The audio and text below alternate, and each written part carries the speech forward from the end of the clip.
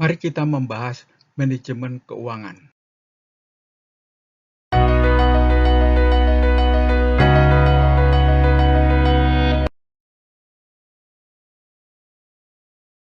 Mengendalikan perusahaan sama dengan mengemudikan mobil. Pertama, harus punya tujuan bisnis. Kedua, harus punya rencana bisnis. Ketiga, harus perhatikan pesaing dan mitra bisnis. Keempat, harus perhatikan dashboard kinerja.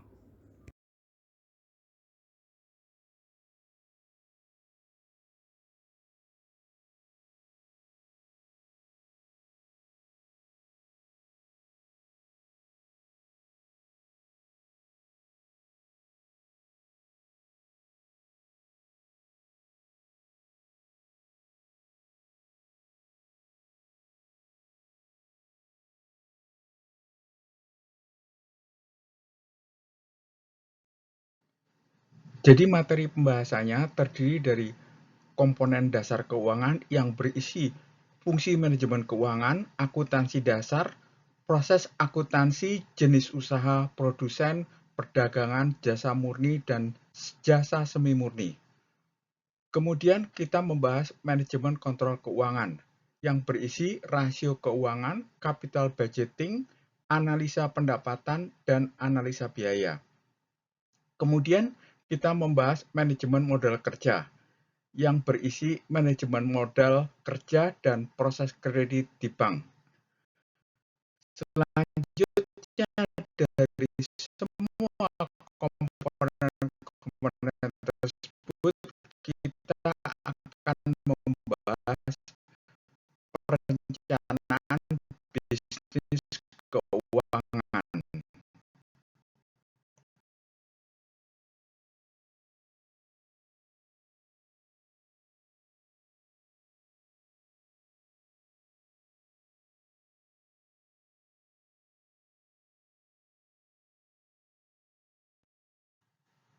Pertama-tama, kita membahas pengertian manajemen, yaitu proses merencanakan, mengorganisasi, mengarahkan, dan mengendalikan kegiatan untuk mencapai tujuan organisasi secara efektif dan efisien dengan menggunakan sumber daya organisasi.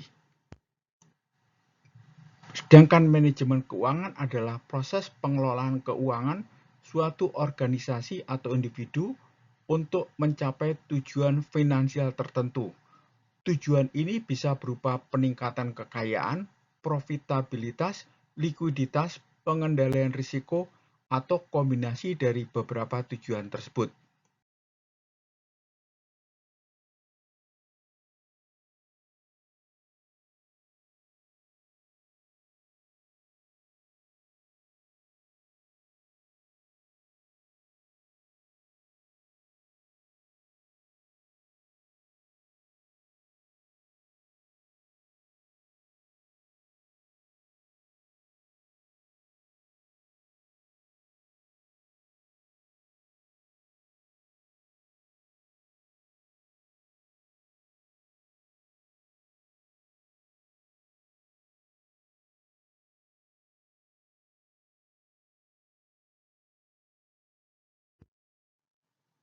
Manfaat manajemen keuangan usaha adalah: 1.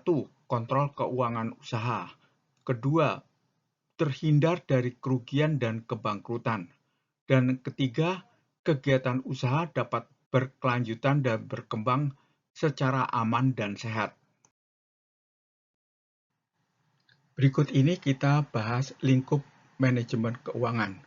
Dimulai dari tahap perencanaan usaha, kemudian tahap pelaksanaan kegiatan usaha, dan tahap pengendalian, serta kembali lagi kepada tahap perencanaan usaha.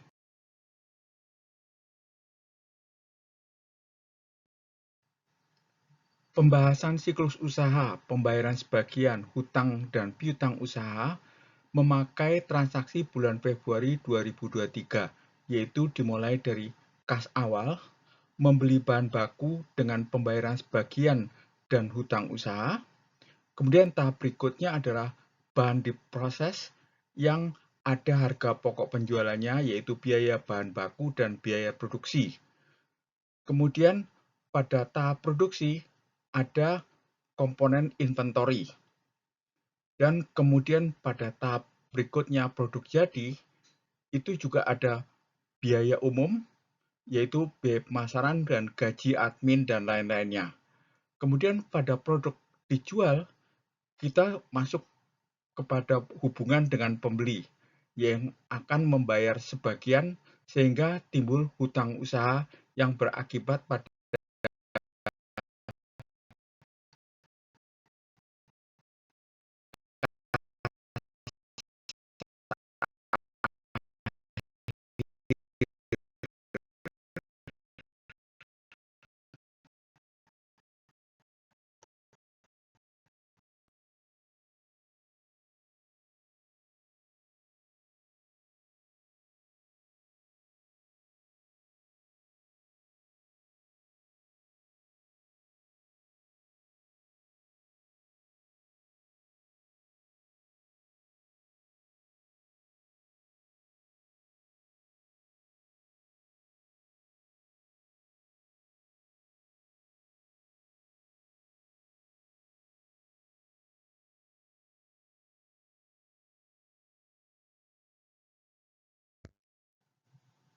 lingkup manajemen keuangan pada tahap perencanaan usaha terdiri dari 1. Perencanaan keuangan, pengeluaran dan penerimaan di masa depan untuk mencapai tujuan keuangan jangka panjang.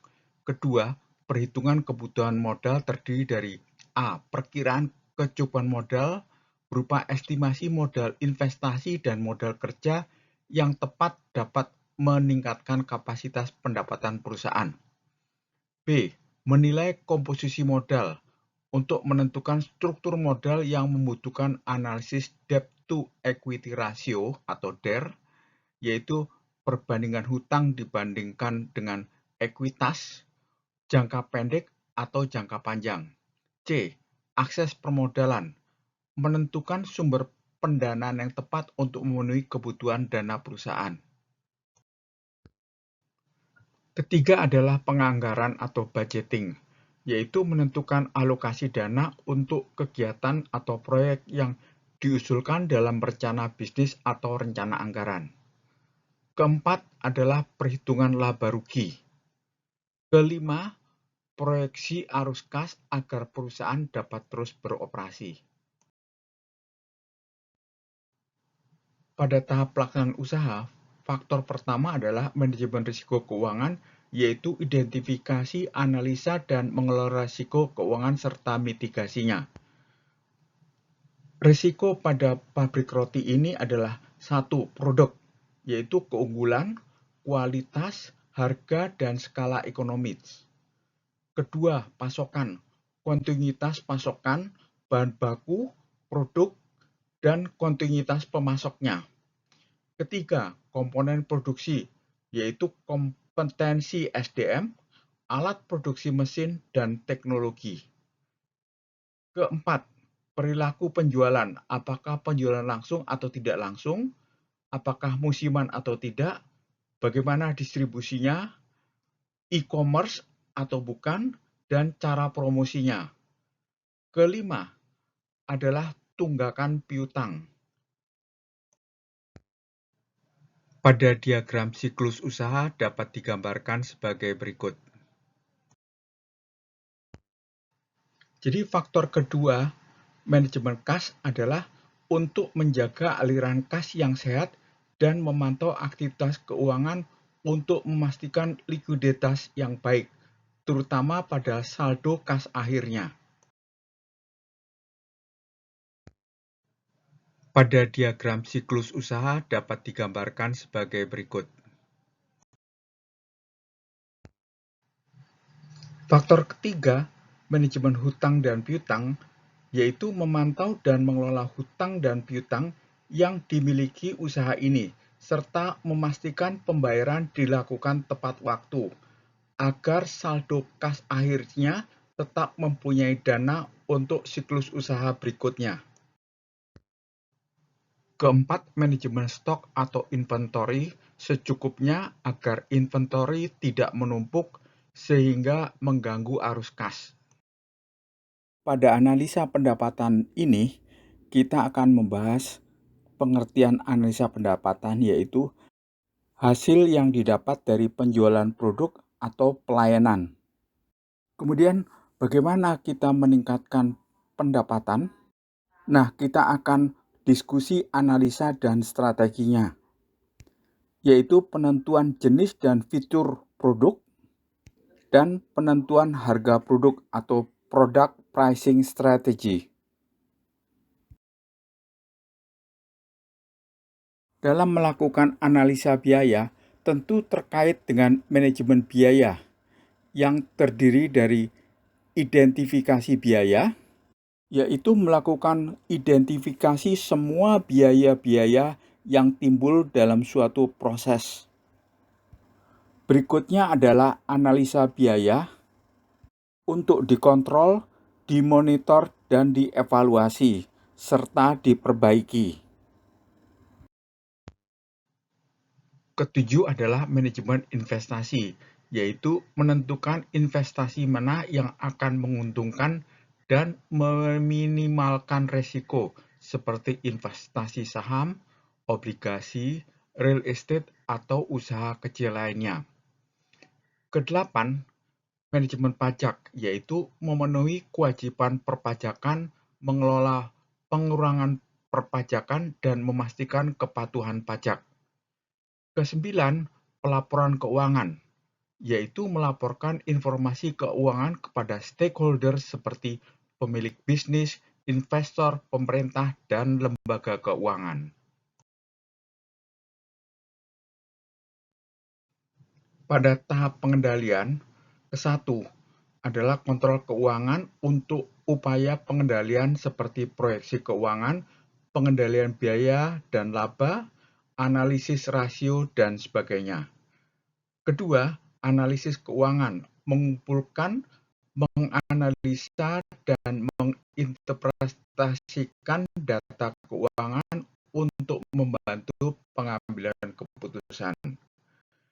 Ketiga, penilaian atas pertumbuhan usaha sesuai dengan rencana bisnis. Mari kita bahas prinsip dasar manajemen keuangan. Pertama, prinsip waktu nilai uang atau time value of money. Manajemen keuangan harus mempertimbangkan nilai waktu uang saat ini yang lebih berharga daripada uang di masa depan. Kedua, prinsip risiko dan imbal hasil atau risk and return. Semakin besar risiko yang diambil, semakin besar potensi imbal hasilnya. Manajemen keuangan harus mempertimbangkan tingkat risiko yang dapat ditoleransi dan mengambil keputusan investasi yang seimbang dengan profil risiko dan imbal hasil yang diinginkan. Ketiga, prinsip diversifikasi atau diversification. Diversifikasi investasi dapat membantu mengurangi risiko dengan membagi investasi ke dalam beberapa aset untuk dapat menghindari kerugian yang signifikan.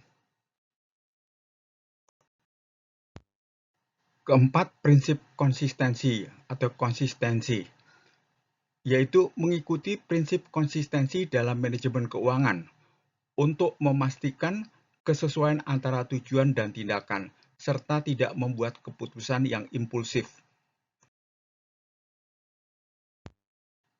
Kelima, prinsip pengungkapan atau transparansi.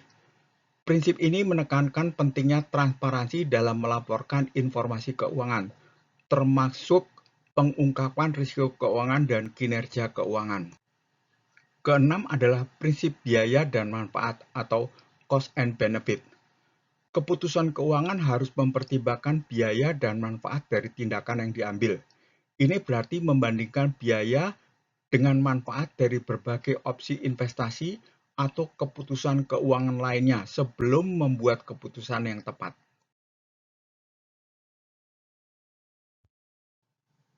Mari kita bahas tips penerapan manajemen keuangan yang efisien. Pertama, rencana bisnis yang jelas yang akan menetapkan posisi perusahaan dan rencana bisnis selanjutnya, serta merinci perencanaan pembiayaan bisnis dana yang diperlukan, dan sumber dana. Kedua, manajemen biaya, yaitu melakukan kontrol ketat pengeluaran biaya sesuai alokasi anggaran. Ketiga, manajemen kas, yaitu mengatur kebutuhan minimum kas dalam operasi bisnis. Bisa saja secara laporan laba rugi perusahaan tetap untung, tapi menghadapi kesulitan jika tidak ada cukup kas untuk menutupi biaya sehari-hari seperti sewa dan upah buruh. Keempat adalah manajemen hutang dan piutang. Kita harus ingat bahwa bisnis dapat mengalami masalah besar karena pembayaran hutang dan piutang pelanggan yang terlambat. Kelima adalah kontrol stok atau inventory, yaitu melakukan kontrol stok yang efisien untuk memastikan memiliki jumlah stok yang tepat yang tersedia pada waktu yang tepat. Keenam adalah pembukuan dan proses akuntansi. Menggunakan sistem pencatatan yang baik akan membantu melacak pengeluaran biaya, hutang dan piutang, dan pendapatan.